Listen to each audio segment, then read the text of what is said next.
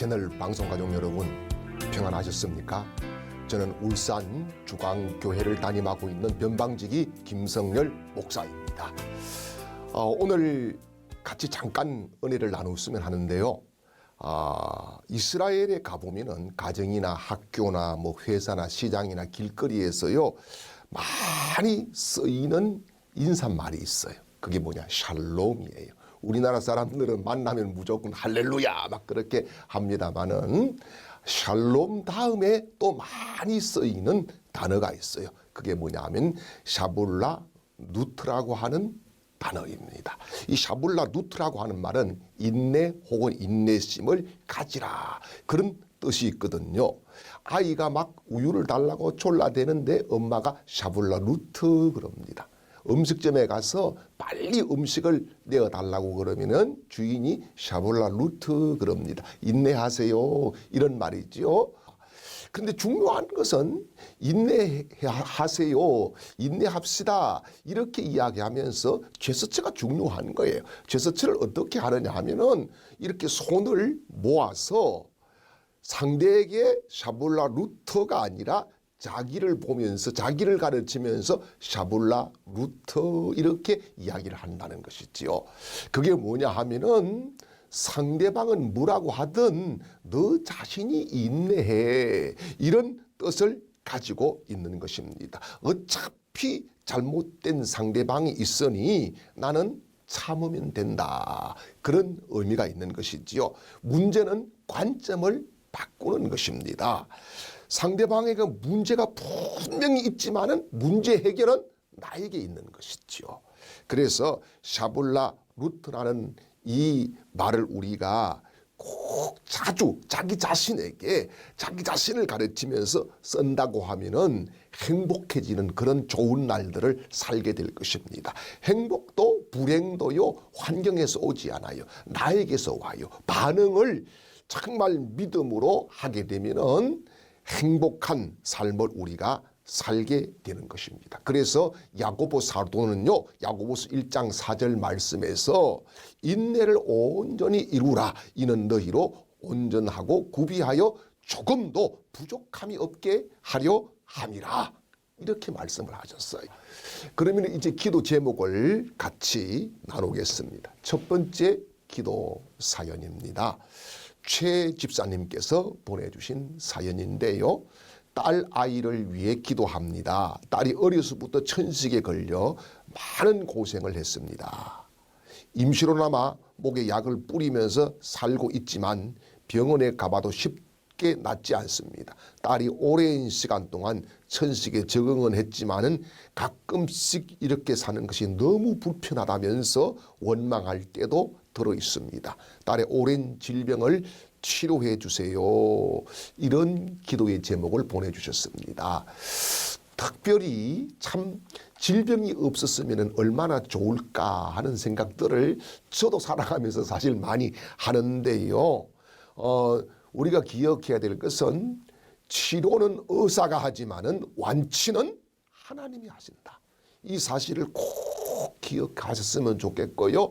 주님이 치료하실 때에 꼭 들어 쓰신 것이 있어요. 그게 뭐냐? 누구든지 믿음을 들어줬습니다. 자신의 믿음이든지 혹은 부모님의 믿음이든지 또 친구의 믿음인지 누구의 믿음이 있을 때에 주님은 내 믿음대로 될지어다. 이렇게 말씀을 해주셨어요. 특별히 마태복음 15장 27절 말씀에 보면은 수로보니게 여인이 나오잖아요. 자기 딸의 안타까운 그런 아픔과 고통을 가지고 주님께 찾아왔지만은 쉽게 응답을 받지 못합니다. 그러나 끈질기게 끝까지 기도했더니 주님은 부스러기만큼의 은혜를 베풀어 주셔서 이 딸을 건강케 해주셨습니다. 특별히 우리 최 집사님께서 정말 수로보니게 여인처럼 딸을 위해서 간구하게 되면은 주님이 그 믿음을 보시고 완치시키시는 거룩한 치료의 역사를 허락해 주실 줄 믿습니다. 기도하겠습니다. 은혜가 풍성하시고 우리를 사랑하시며 우리를 축복하시는 좋으신 아버지 하나님, 오늘 이 날도 우리의 기도를 들으시고 우리의 작은 신음에도 응답하심을 감사 또 감사합니다. 사랑하는 딸이 어릴 적부터 하나님 천식 때문에 많은 고통을 앓고 왔습니다. 힘든 나날들을 이겨왔습니다. 그러는 가운데 때로는 원망도 나오기도 하고 눈물도 나오기도 하고 탄식도 있습니다. 주여 긍휼히 여겨주시옵소서. 주여 사랑해 주시옵소서. 주여 도와주시옵소서. 수로보내게 여인의 딸을 고치신 그 주님께서 우리 최 집사님의 딸을 고쳐주시고 평안을 선물로 허락해 주셔서 천식이 깨끗하게 그 근원부터 제거되게 하시고 건강할 수 있게 도와주시며 호흡기의 모든 기능 조직세포 신경들이 깨끗해져서 하나님 앞에 이 목소리로 찬양하며 경배하며 기도하며 복음을 전파하는 복된 사람들에게 들어 쓰시기를 원합니다. 예수님 이름으로 간절히 축복하며 기도하옵나이다. 아멘.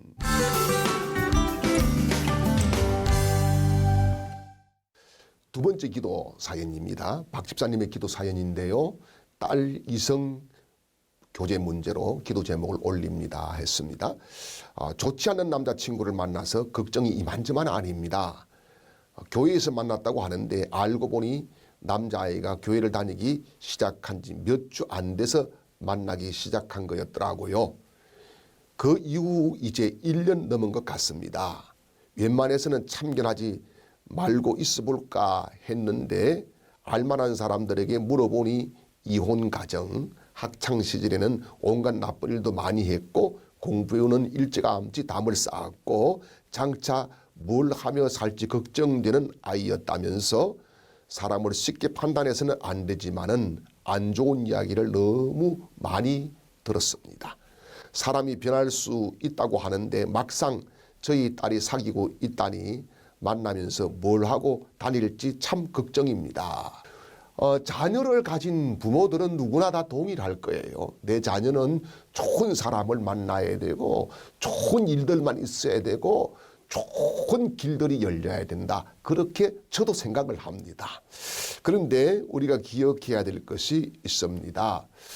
이 청년에 대해서 사실 주님의 판단이 정확하다고 저는 생각을 해요.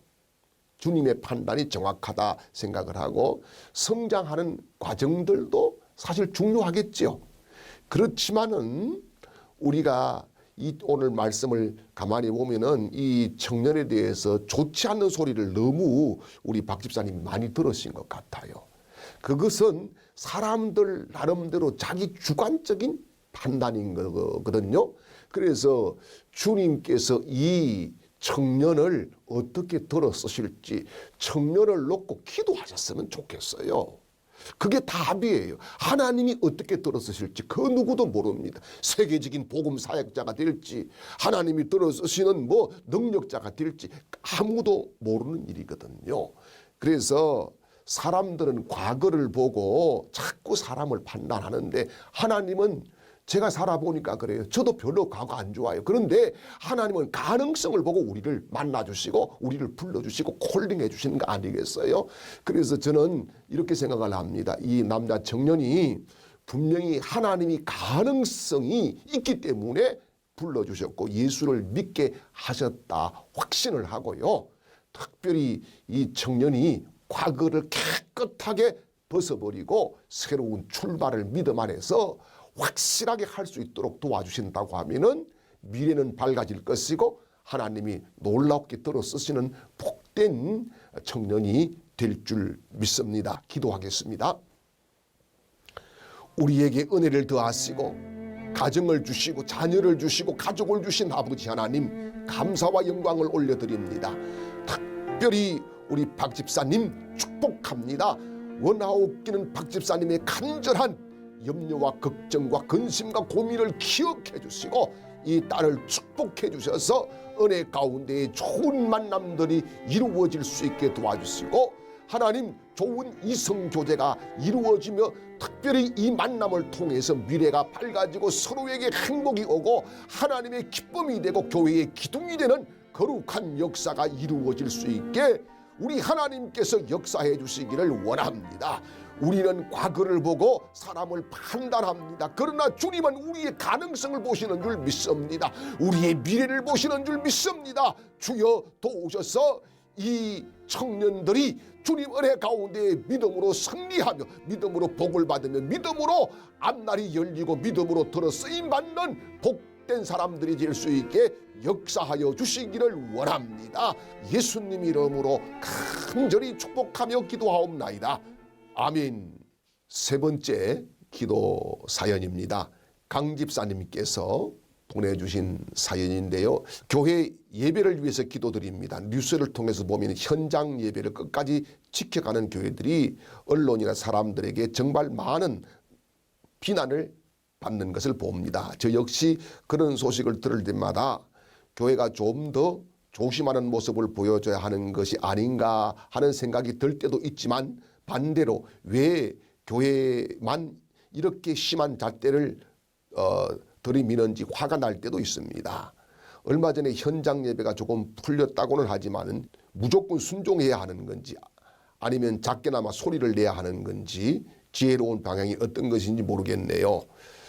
우리들의 예배에 대해 모두가 함께 기도했으면 해서 기도 제목을 보냅니다.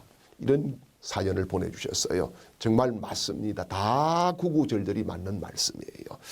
그런데 우리가 예배에 대해서 한번 잠깐이라도 생각을 해봐야 될 중요한 문제가 있는 것 같아요.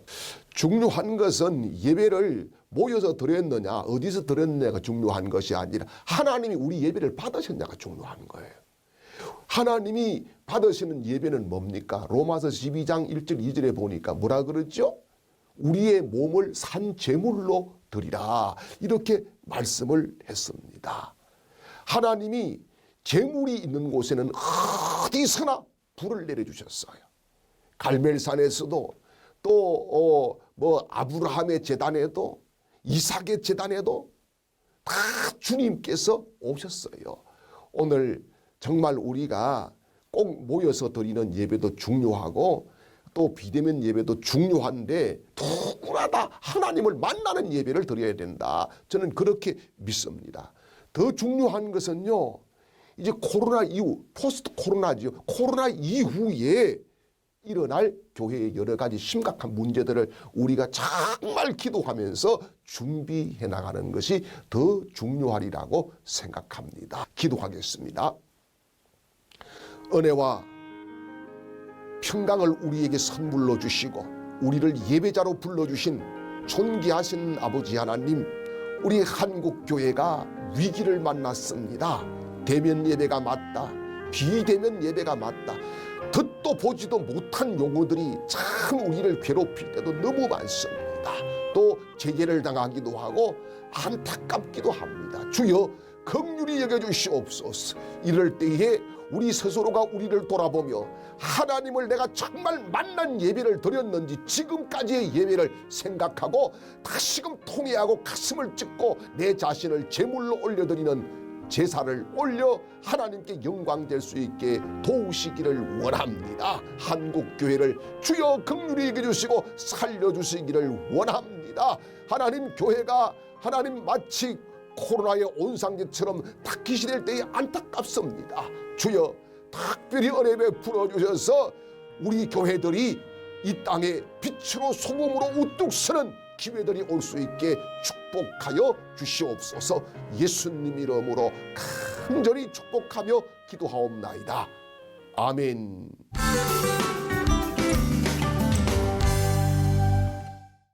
C채널 중보기도회 Pray with us는 시청자 여러분이 보내주시는 기도 제목과 사연으로 만들어지고 있습니다.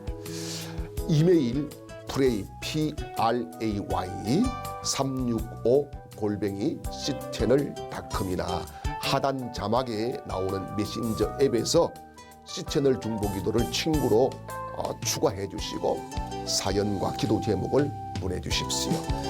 그 기도의 제목과 사연을 끝까지 응답받을 때까지 붙들고 기도하고 최선을 다해서 하나님께 올려드리겠습니다. 그럼 오늘 순서는 이것으로 마치겠습니다. 감사합니다.